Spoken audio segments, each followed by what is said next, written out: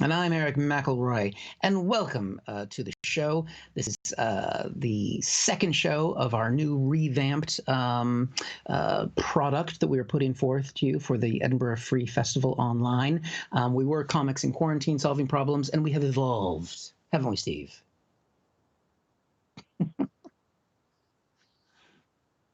Yeah, except go to live comedy. That is still verboten. And that is partly why we're here, but we're still here because we enjoy doing it. And we've had a lot of fun with this show. And we enjoy solving problems. And who better to solve the world's problems than two comedians who can't be employed elsewhere? And we're going to tackle some of the problems that are in the day's news. Probably aren't going to solve any of those because the world just keeps getting shittier and shittier. If you've got problems, we've got various chat platforms open, so feel free to send them to us throughout the next 45 minutes or so. Also, if you're on Facebook, feel free to share that you're watching this, or you can retweet it or YouTube it. I don't know how that works. Subscribe. I don't know, but let people know you're watching and enjoy as we go forth. But you can send us your problems, is what I'm trying to say, and we will, we'll work on them for you and we'll fix them because that's what we do, isn't it? Oh yes, very much. Yeah, that's right. Because we can go out of the house, but we just can't go out and work anywhere. So there we go. There we go. But we do have a few problems that we are going to get through. And I believe, Mr. Allen, you have the first one for us tonight. Mm.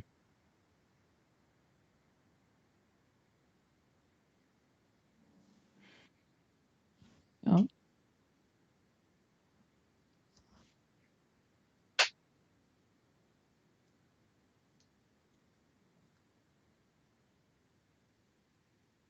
yeah.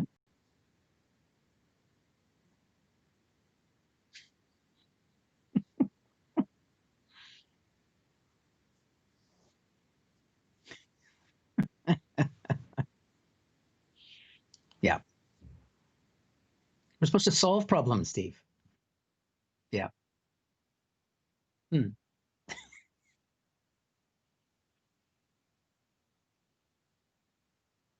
What?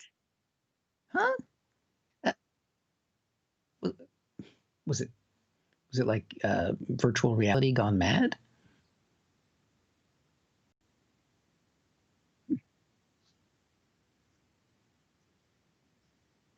Yeah. Um,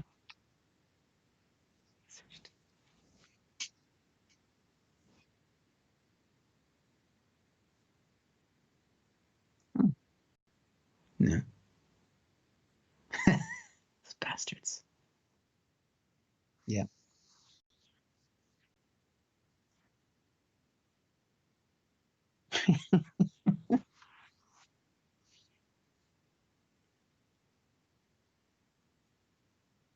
Yep.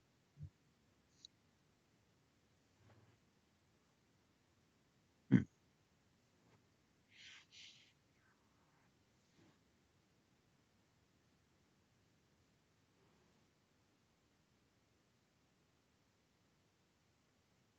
Hmm.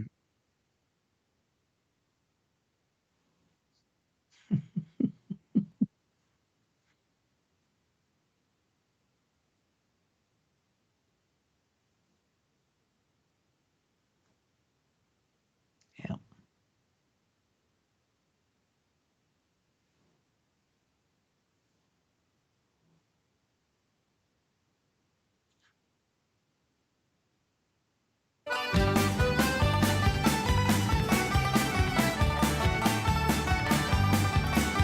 What?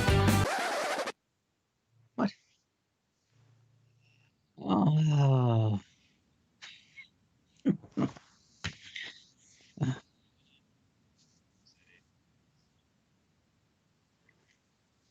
Oh, missed it by that much.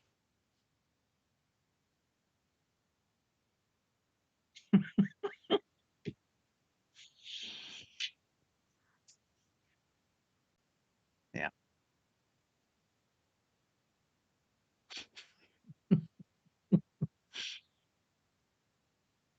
Uh,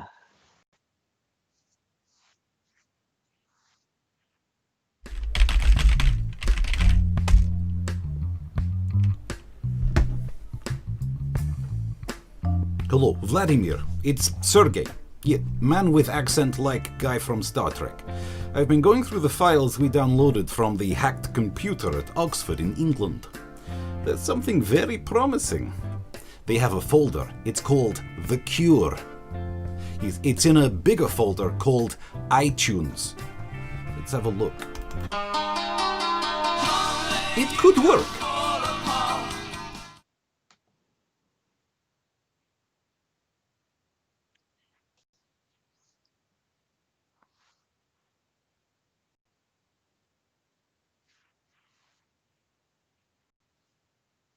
Yep.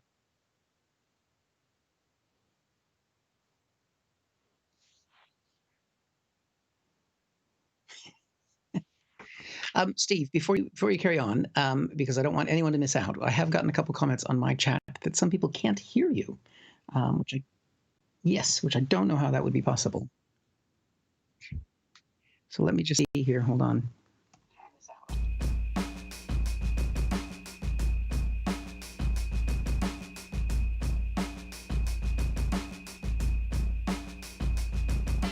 Have you stopped the broadcast? No, we're still going. I'm going to go in and double fix. Hello, there's everyone. We haven't had a technical problem like this since episode 14, which was my birthday.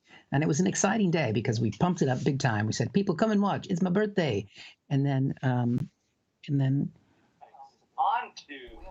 Yeah, How about that now I've got some levels. Now we got some levels. We were hearing someone else, so I don't know what point to check the live feed, the delay. So I'm just going to... There's... Spin his wheel. I don't know who is coming in over you. Let me see. That could even be possible. Oh wait, that one could be. Maybe it's because I've got that channel open. Hold on. Let's see if you're there. Yeah. I mean, I'm literally going to start all those jokes again. I didn't spend all day writing those. You know, you can hear me a few minutes ago. This is the magic of live. Let's see if you talk here. Hold on. There you are. I can hear you now. Yeah. So we're back now. You're back. With the people who said they couldn't hear you, they can hear you now. Wait, this is just like an actual Fringe show now. Yeah. Okay. So I can get away with rattling through the same jokes and no one's heard them yet. I believe that you can. I don't know at what point they started being able to hear you. I think I just do them again. I think I do them again and deliver them. Ladies and gentlemen, Steve's going to set up the problem he's going to solve. One of the first problems we've solved is a technical issue, and that's been resolved now. And one of the things that is also good about comedy is sometimes hearing jokes a second time makes them that much funnier. Sometimes hearing them for the very first time when you've seen them in silence makes them even funnier. So now, ladies and gentlemen, I present to you with the first problem of the evening. It was really the second. Yeah. Mr. Steve N. Allen. Hello. I reckon I can act this as if I've done it for the first time. So I want to start off today's show with an apology. Look, not only for the sound, but an apology because there was an earthquake in the English Channel. And it wasn't that long ago, I had a phone conversation with a friend and we were talking about the global pandemic, the massive recession that we're going to go through in the UK, the fact that there was terror events over here, civil unrest, Russia trying to interfere with the democracy over here, cities exploding, and then for some reason the resurgence of the bubonic plague happened this year. And I said to them, well, what else could go wrong? So it turns out it was my fault. I tempted fate. Don't do it. But then maybe I shouldn't feel bad because, and this is the fun bit, it was a fake quake. What? It's not real. Sussex earthquake turns out to be a false alarm. And I started to think, why would anyone be lying about there being an earthquake in the English Channel? And I think it was to try and stop the migrants coming across. Scare tactics. And who would be doing fake PR about the migrant crisis? Haagen-Dazs. Oh, of course. Because they're going to want to be in on this because it's the hot topic at the moment. Ben and Jerry's were tweeting about the migrant crisis, not really mentioning the obesity crisis so much, but, you know, they do what they can. And, they were talking about that. They're not the first ice cream company to get involved with passing comment on the situation with the migrant crisis. Because the other day I was walking outside, I saw an ice cream van that had a sign on the back of it that said, children crossing. And it made me think. And so look, it's miserable. All the news is miserable. The problem I'm going to solve is where do we find the hope? And do you know where we find it? A coronavirus. Woo! I imagine the music played out last time without me.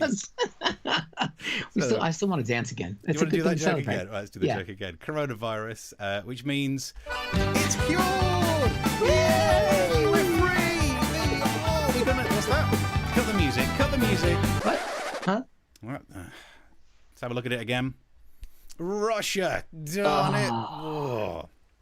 So, Russia found a virus. Did they? Because actually, it was only 4 weeks ago that they were in the news for hacking us to try and copy our vaccine. Yeah. So when they say that they found the virus, did they find it in like downloaded files from the places they'd hacked? Did it end up going like this?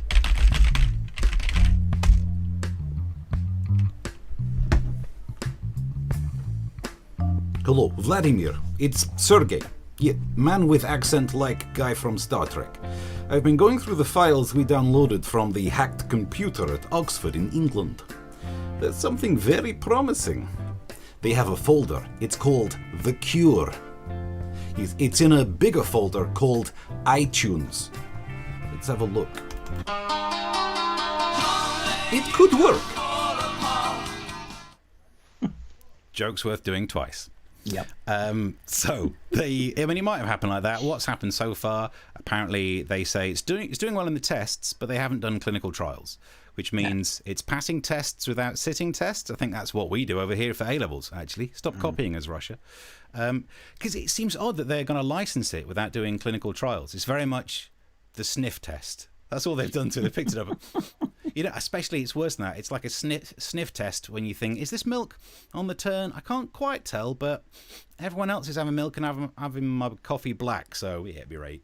If they're not taking it, then they'd just be like, probably right. Might kill a few, but then that's kind of what happens in Vladimir's Russia anyway. So it just seems very bizarre. Do we trust them? Well, it's not like they're the kind of people to cheat when it comes to blood samples. Wait a minute. So I mean, they cheated before and it was just to do with winning a running race, not trying to solve an epidemic. So I am not incredibly comfortable.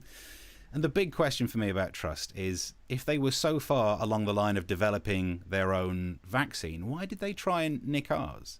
It doesn't make any sense. It's very much like it's the virus version of copying someone's notes just before you go and sit an exam.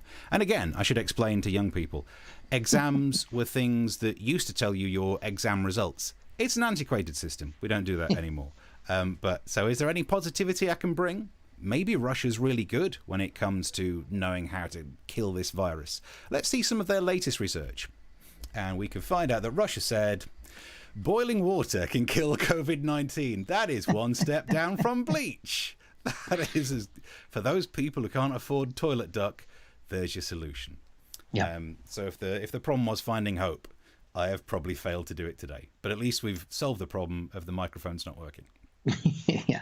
What about boiling the bleach? I'd say give it a go. And actually, you could probably get a research grant from America and Russia if you applied in the right way. Could be the only way to make money during this lockdown lock. The only way. Yeah, definitely a problem solved, and problem solved with the mics. Yeah, I can see that. Oh, there we go. We got some smiles now and people can hear you. So that's a good thing. So the one time my chat works, you're saying good. Well, so I mean, because I usually have problems with chat. If we're talking shop, the reason I'm not looking at the chat is because I'm looking at the other stream that we're meant to be on by now, and they're still on. So I don't know if we should press the button. I don't know if we should. They've run 15 minutes over. Can we do that? Can we just dump them? I could, but I feel like that might cause more trouble. I think we need to just send a message. So if you were meant to be watching us with the Free Festival, the show before us, which again, it's just like the actual Fringe now.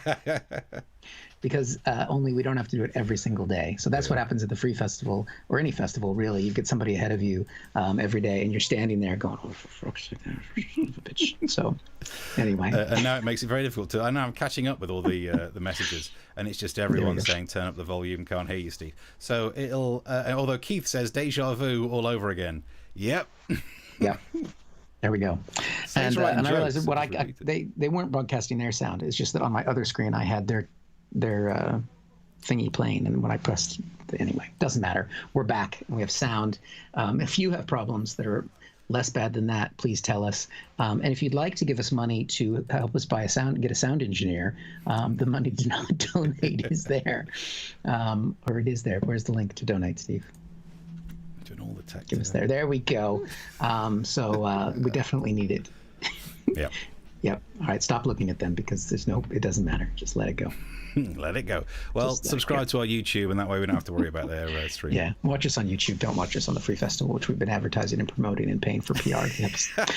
That was beyond. So anyway, let's crack on to the next problem and ignore the problem of being part of an organization with other people. And that is the problem of the coronavirus as well, but in a different way, because America's handling it differently. They're not coming up with a fake vaccine in America. They're just now deciding, some parts of it anyway, to ignore the virus altogether. And that's happening in a place called Sturgis, South Dakota. And we've got the headline here. Basically, it's a motorcycle rally where bikers in a town of a population of about 7,000 are descending from around the country, 250,000 bikers. What could possibly go wrong, Steve? If you live in a little village in the middle of fucking nowhere and you're thinking, we're safe from the virus, you know what? I'm going to stop myself because I'd written a whole bit about taking the piss out of these people and Trump supporters and everything else. And I thought we kind of do that a lot. You know, we've got the liberal bias and whatever. And I didn't want to do that. And so I wanted to make the effort to kind of reach out to people who maybe are, look at these things differently. And so I found someone who's actually a Trump supporter who's at the rally, and I couldn't get the times to work to call them live, unfortunately. So I called and recorded it earlier today, and I just wanted to bridge that gap, Steve. And so here we've got the call. If we can play it out, here's a conversation with me and someone named Biker Bob. Hi there. Thanks for agreeing to talk to me today. Hey, no problem. Good to be with you. I got time. Because we're here in South Dakota, and there ain't nothing to do in South Dakota once you get here except to polish our spokes, if you know what I mean. Yes, I think I do. Now, there are 250,000 people there at this rally. Aren't you worried about COVID-19? No way. I mean, I'm fine. I got lungs of steel. I've been riding bareback and sucking on a tailpipe all my life. I'm not sure that means what you think it does. No, it does. I mean, anyways, this ain't that bad, right? This is just a plandemic, meaning it's a plan put on by the Democrats. You see what I'm saying? It's a plan by the rats in the Democratic Party. Yeah, and it's because of that jokey Biden. You see there? I said jokey instead of joke. And now he's got that Kamala harass, as in she's going to harass Mike Pence. Do you think Kamala Harris is a good pick for VP? Well, actually, you know what? I actually think that she's pretty badass. Look, if I can be honest with you, I don't really mean all the things I say. I know Donald Trump is lying. I know COVID is real. I just want to fit in with the other guys. You know what I mean? I even voted for Hillary in 2016. I'm just telling you, there was just something about her. Every time she wore one of those pantsuits, I just really wanted to get in there. All right. I think we'll leave that right there. Thanks. I do appreciate you taking the time to talk to us. Thanks. Bye. I don't think he was really in Sturgis. I've never been more proud. Brilliant. Dear. That's what we see. You spoke to someone. It's only taken me, well, I did do one other conversation early on. Basically, if you haven't been watching the show for as long as we've been doing it for the last 4 months, Steve often does the conversations with other people or himself, and I haven't done as many. So that was my foray into that. The last time I did it was talking to some eels in Japan. Yeah. So some green screen problems there because I'm using a purple screen and I had to use Zoom to fake it because I did order green screen from a company called Wish. And I think the reason they're called Wish is because you wish that their delivery will arrive before September when you order it in May. Nice. Let's have a look. So I've got some of the messages coming through, basically just saying sound working. Wait a minute, Mark says Oscar level method. Hey, let's not detract from the method acting that. Did you see what I did with my beard as a character? I shaped my beard and I went downstairs like that, and my wife was ill. That was that deserves some points. Let's have a look what else we've got going on in the methods. We've got, was it Nigel Farage stamping his foot really hard after seeing no migrants for a day? That's probably what the 3 on the Richter scale earthquake was down in by the coast. And let's have a look. It was after the Russian sketch. Was that when things came back? Is it? Okay. Here's Steve, says Ellie. Yep, there you go. It's got all the technology up and running. There we go. So, if you enjoy the show in any way, you can contribute. The link should be below where you're watching this. Also, people getting an update that we are actually now streaming on the free festival one, which finally they stopped. Yeah, I've done the technology. And you can also subscribe to our YouTube, which is there as well if you're enjoying the show. Keep the messages coming through. We'll get more of them done. But I want to do a shout out to Keith, who I think actually he's sent a message on YouTube. Keith Foster, he was the one who said it's deja vu all again. Hugh says I can lip read, and it was a better second time round with those jokes. Thank you. It's because I practiced them. But Keith sent an email during the week with a news story about a problem that we hadn't solved before, but someone else has. And that is the story of how to do the sex during the coronavirus. Ooh. And this is the story he sent. Sex and coronavirus, how to have it safely. I guess that's sex, not have coronavirus safely. It's an odd way of phrasing it. But look, it's BBC News. It's Newsbeat for the kids. Again, bit weird. But it's on the BBC website. And that makes sense because if ever I want anything to do with more interesting sex tips, I always search for BBC. Anyway, and let's go through the article that Keith sent me just to see if we can learn something about. And this is similar to what you did, Eric, ages ago. There was one about how to have sex in New York. Oh, yeah. And that was early. That was like episode 9 or something. So finally, the UK has caught up. And this is the Terence Higgins Trust that's published advice to avoid kissing, wear a face covering and choose positions that aren't face-to-face. And it says, it may sound tough. It may sound better. You're kidding me, are you? You get out of kissing and you can still watch the telly at the same time. This is good stuff. The article then says, the best sexual partner during a pandemic is yourself.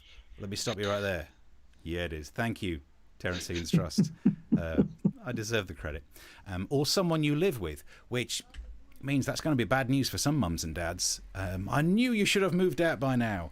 So that's going to be an awkward conversation that some people are having. Then it goes on to say, masturbation, using sex toys, or participating in phone sex is the safest option. And do you know what? I think phone sex is the good option.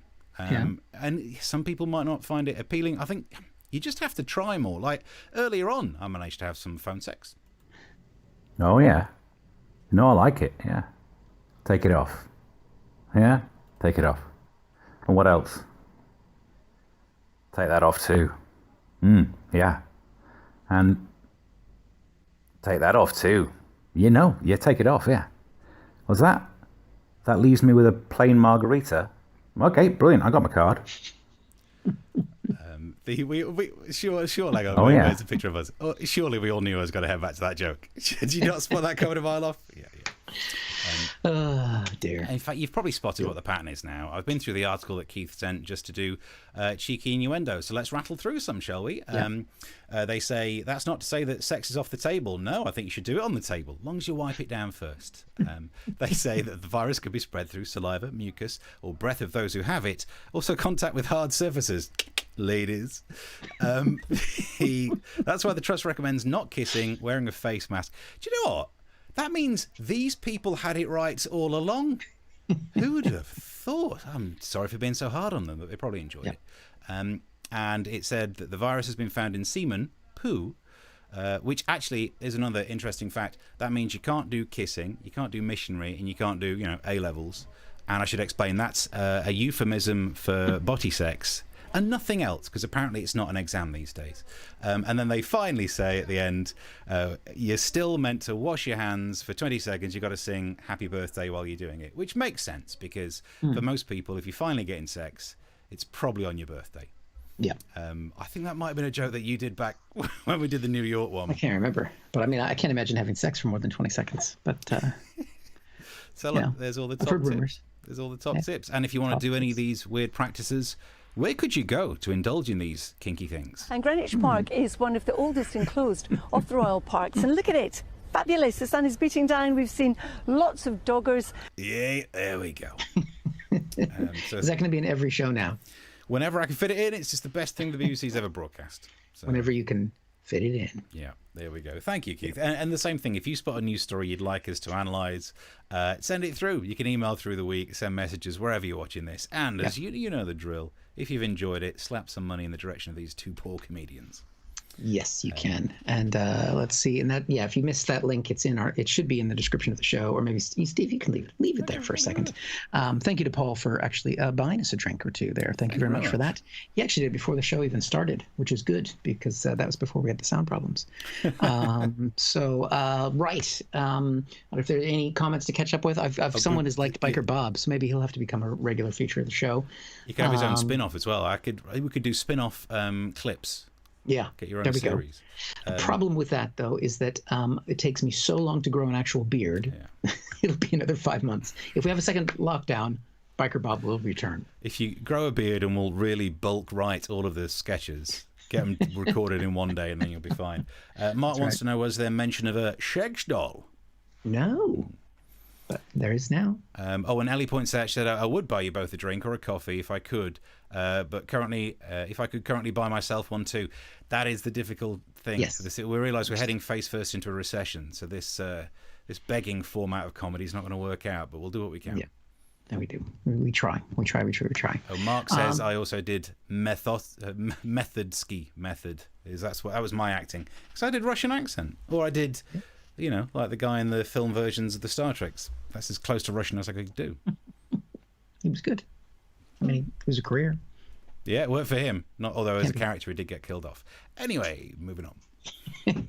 Moving on. Right. Well, we've got some more problems in America. And the problem is, the exciting thing, before I set up the problem, is we have a vice presidential nominee for the Democratic Party, and that is Kamala Harris. Very excited about that, like a little Kamala.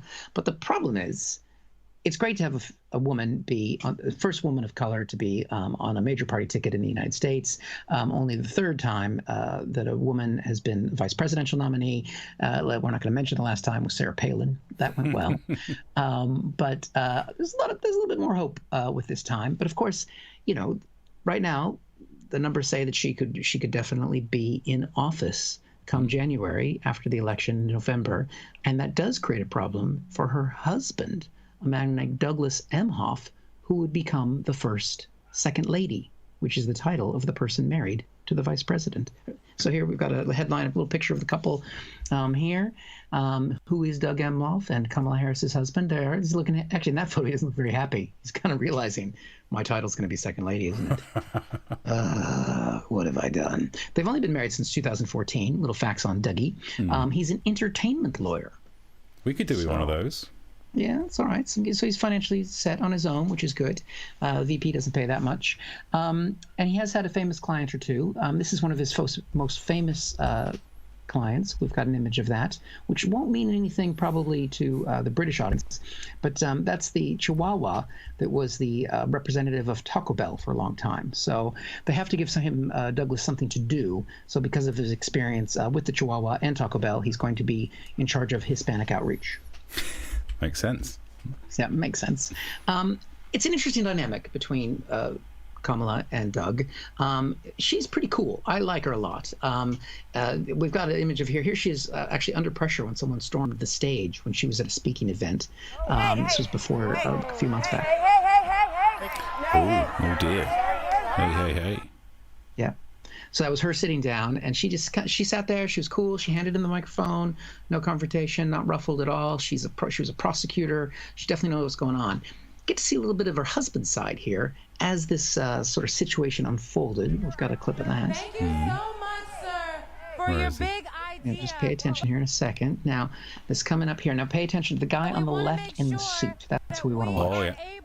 Ooh. See, there it is.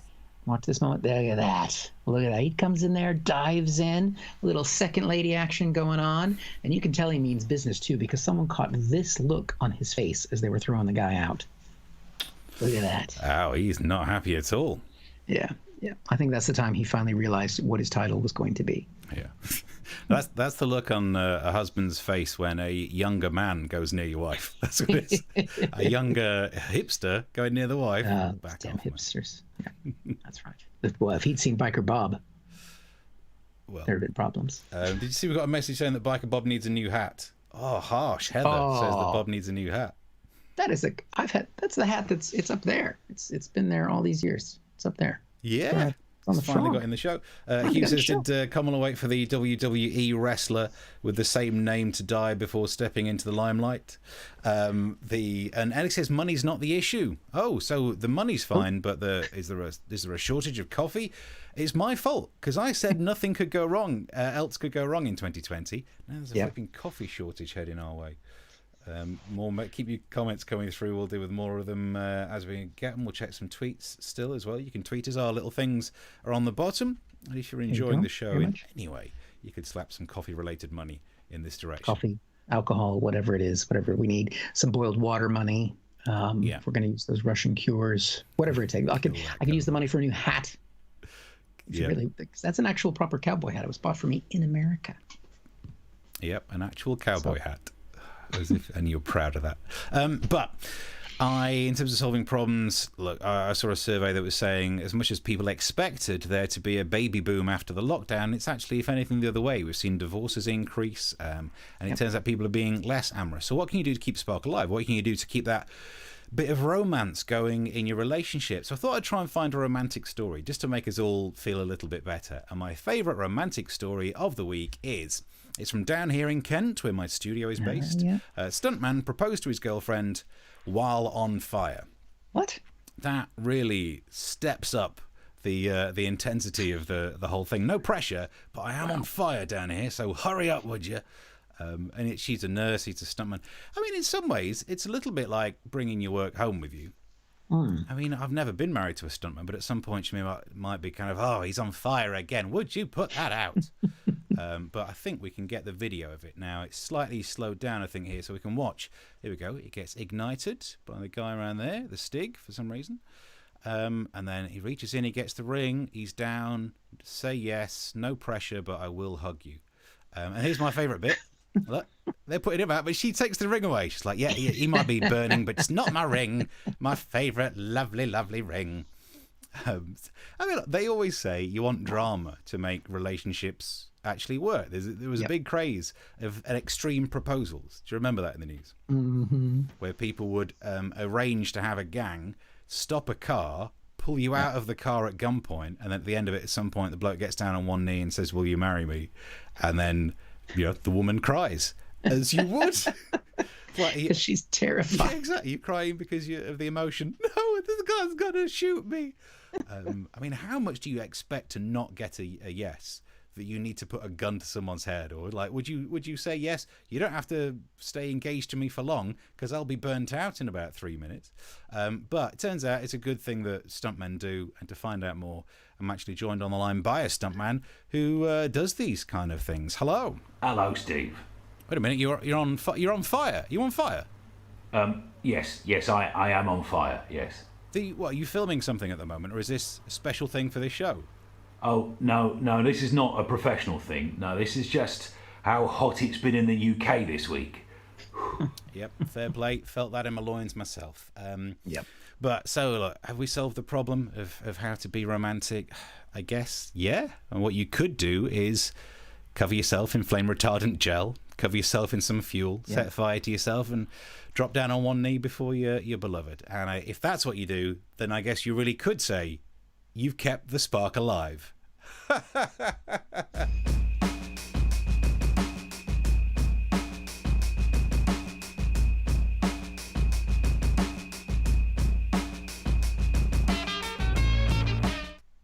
Always wanted to do one of those sitcom endings. There we go.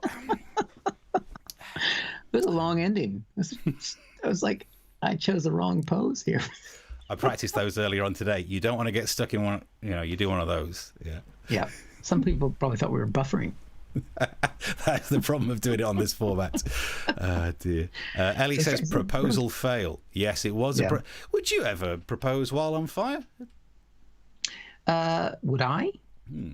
I felt pressure. The pressure I felt, especially with my, because I've been married a couple of times, Steve, and and I had to do. My first wife was very keen on the diamond being just right, and so there was a lot of pressure. I did it in the top of the Space Needle restaurant, so cheesy as hell. And the problem with the Space Needle, which I hadn't planned on, is the tables are only about this far apart. There was no social distancing, so kind of just squeeze in between the tables. There's people right there, and but my wife made it very clear once she didn't say yes until she looked at the diamond. And it was a good enough quality that she was willing to say yes. Did she get one of those jeweler's eyepieces out? Yes, basically. She's like, all right. It was really romantic. Wow. Mark was saying to Ellie, I proposed with a Winnie the Pooh card with a poem that I put together myself. There you go. And I'm presuming there was no fire involved unless she burns it afterwards. And Ellie says... Set the Winnie the Pooh on fire. That's what I think of that. And on the topic of would you like that proposal, Ellie says, no, maybe if drowning. That's true. Yeah. I mean, the image you showed, the woman standing there, in fact, she's wearing her nurse's outfit. She was standing there like, okay. If you did not have such a huge life insurance policy, I would not be doing this. But then again, if you are a stuntman, getting married to a nurse, that's making a saving. That's an investment to pay off later on in life. She's going to be busy. Into that. Maybe she's into the thing. She likes him coming home hurt. Super busy. Lovely. So if you're enjoying the show, you can buy us a drink. The address is below the thing, and keep the messages coming through. Right, we better rattle on to the next one. Cool. Yep. Fantastic. Well, this is a problem. I've gone all American today. I don't normally do that because I do like a problem in the UK as well. But there's so much happening. And the latest problem that's happened in America is a failure with the COVID relief bill that they're trying to pass. And Donald Trump's been trying to address that. He's been making daily press conferences. And Donald Trump wants you to know that it is not his fault, which we can see here. Chuck Schumer and Nancy Pelosi are holding the American people hostage over money for their radical left-wing agenda that the country doesn't want and won't accept. For example, they've asked for a ridiculous $3.5 billion, that's billion, $3.5 billion for universal mail-in voting. Yeah, that's right, Steve. Those demo rats, as Bob told us earlier, they just want money. They want money for people to vote. She's sick, isn't it? In the middle of a pandemic. What are they trying to save? The American Republic and democratic experiment? What's wrong with those people? He's not going to allow that to happen because Donald Trump is worried about this people voting, like by absentee and by mail-in because of the huge potential for fraud. And he's got some real examples. Here's the first one. A system riddled by fraud and corruption. And then you look at what happened in Virginia, and they admitted they made a mistake, and many were sent to dead people. Wow, Sixth Sense. I don't know why actually Donald Trump minds that one, because you'd think that he would want the dead vote, because with his management of the pandemic, he's created so many potential voters. But that's not even his biggest worry with potential voter fraud. This is. Number were sent, I guess at least 2, 3, 4 were sent to dogs. One was sent to a cat.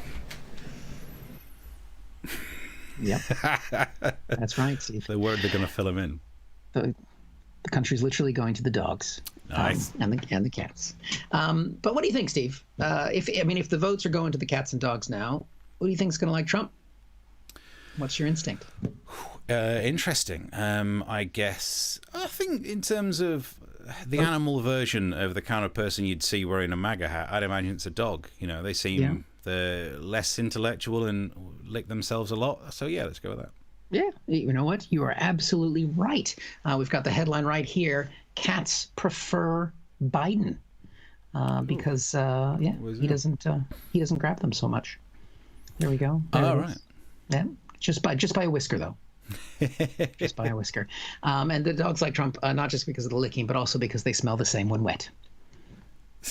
Oh, it's the hair, isn't it? It's the hair. But that wasn't the only Trump news we had this week. It's not just a problem with voting. There's also a major problem for Trump in his life, and that is, of course, something that's been going on for a while. It's the shower. And I'm not just talking about a Russian hotel shower, Steve. Oh. I'm talking about actual shower heads, because apparently Trump doesn't think there's enough water getting through to make it through his nappy dog hair. Wow. So he's been pushing the government to change the water pressure coming through showers. I mean, where do you stand on this as a concept? It's not. I know over here we had a problem about the power of hair dryers and vacuum cleaners because of the EU. Have you ever been concerned about the force that is allowed to go through a shower head? I mean, I like a good stream. Are we back to the... What am I talking about now, files of the CCTV? I do have to say, it wasn't until I first moved here, and the first house I lived in, the shower head wasn't up. It was just a bathtub that you sat and squatted in, and then you just held because the cord wasn't long enough that you would, and the water pressure wasn't good enough that you could stand up and shower even holding it.